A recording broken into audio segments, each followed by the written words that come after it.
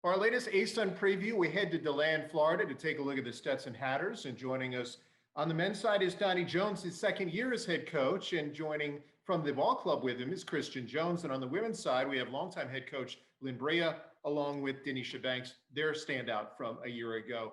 First of all, thank you guys very much for joining us. Donnie, last year, your first season with Stetson, I know you're a seasoned head coach, but tell me what you thought of that first year. You guys did end up with a winning record in league, and he ended up in the semifinals of the conference championship. Yeah, it was a season of the unknown, Neil. I think for us, obviously coming in with 8 new players, first year for myself, but and obviously first year for the guys that was even here with a new coach. So a lot of youth. I think the league, first time going through it for myself and our staff, not knowing what to expect. But I thought our guys got better, which was the key early on. Played a very difficult schedule, and I thought we continued to get better all the way to the end of the season. Lynn, on your side, last year was the first time in 10 years you had not been in the postseason. So what was it like, and what did your group take from that you think will help you here in the 2021 season? Well, obviously, Neil, it wasn't fun. We are not used to our season being done so soon, so we weren't happy about it. However, I think what we have done is it's motivated us to get better.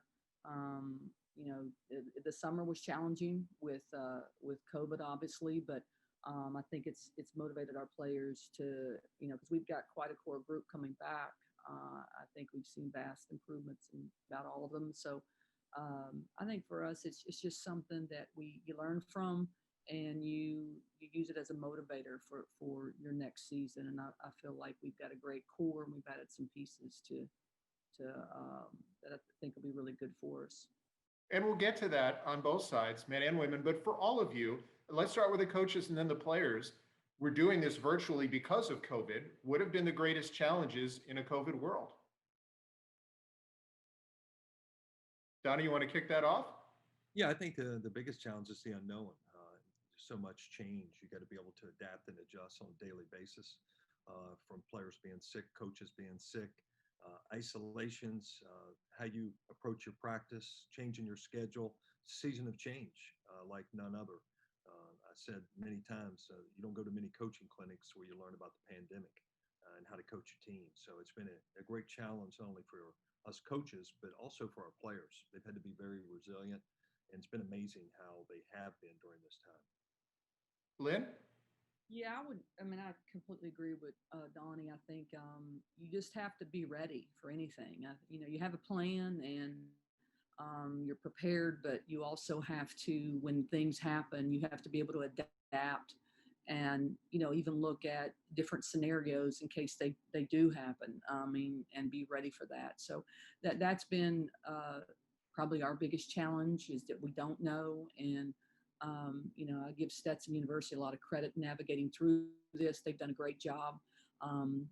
But I think too, for us, we did not get to come for a summer, which, I think for me, and that's been the first time since I've been here that we haven't had players here this summer. So, for them to come back, we've had to really phase this in, not just with COVID, but with our conditioning, our practices, and being just smart in how we do that, because certainly you want to be ready now, but you have to get yourself in shape and get ready. You can't put too much on them because you have risk for injury. So I think we've had to really phase our everything in. So it's been real different for us. Denisha, tell me what it's been like as a player trying to deal with this, and how much of this has been focused on self-motivation to get yourself through it when you didn't have coaches around you. It's been a little crazy because like you have to adapt to the new routine during COVID. Like every Monday getting tested for the test, just getting used to getting your nose swab. I know that's a big struggle for all the players because it's uncomfortable. But as a player, you just have to, if you're not comfortable, you have to get used to the uncomfortable. So I mean, we just have to adapt and just keep it moving. Christian, how about you? What has this been like?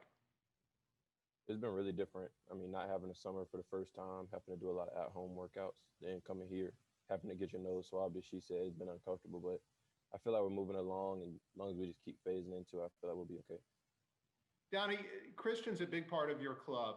You actually have your top three scores from a year ago and all five starters back. What kind of leader is Christian Benn, and how has he grown in his year plus with you?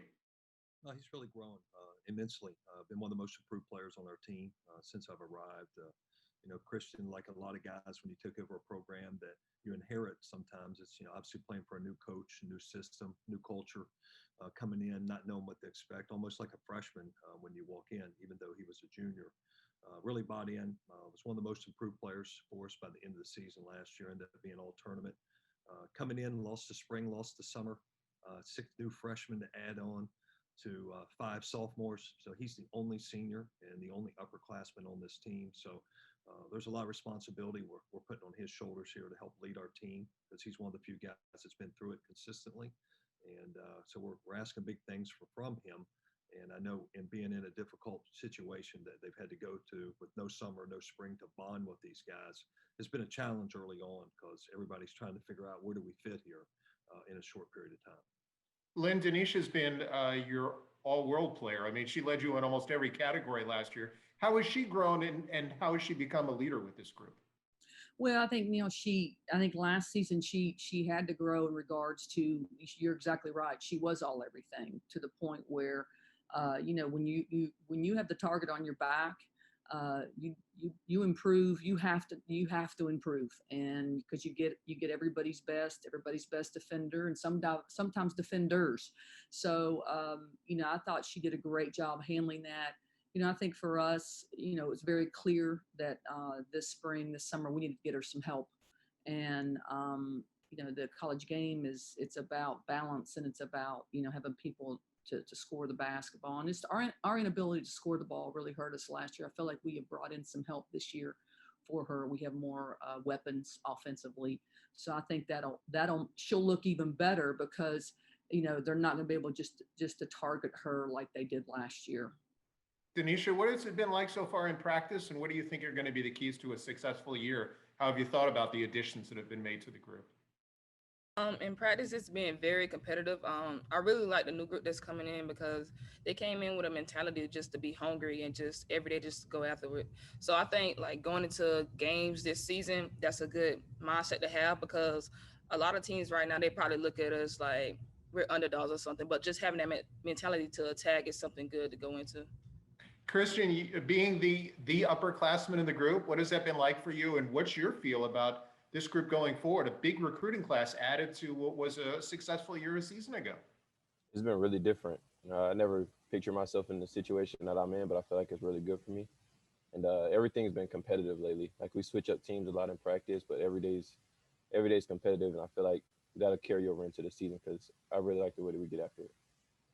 Donnie, Lynn, as you look at your clubs, and obviously still a long way to go before you guys get started with the season, but what's your feel about your groups, and what are the keys to having a successful year, and what would be success for you? Well, I think most importantly for us, we're still unexpected. I'm still learning my team. 6 freshmen walking through the door. Had never seen them play in a 5-on-5 situation. The biggest thing is changing habits. A lot of guys have learned through this COVID situation. It's been all about them, how they work out individually. Now they're having to learn to be a team again, how to play together, all the things that impact winning. So for us as coaches, we're trying to get that out of our team. And so it's going to be guys buying into roles. Last year, we had a group that was pretty much going to play regardless. We didn't have a lot of depth. This year, we bring in 6 really talented freshmen who can play. So for guys on this team to buy a different role than they had last year will determine how far we go. Lynn? I think for us, it's as I said before, it's going to be our ability to finally score the ball, again, and get some help for Day. But I also feel like, Jemiah Turner has come in. She's had a great, from August on, she's probably our most improved player. And I think we have, for example, Day, I can play her pretty much at any spot. She can play any spot. And we have 3 or 4 players now like that they're versatile. But we've only been really 5-on-5 for a few days. Like, we have not had a lot of 5-on-5. It's one of the adjustments we've had to make. And so now we're really starting to see them play, really compete. And I think we're still learning our team as well.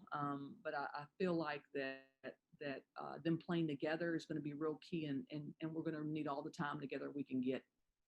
Well, we wish you both best of luck this season. That's a look at Stetson basketball. We hope they stay safe and healthy. And thanks for joining us for our latest ASUN basketball preview.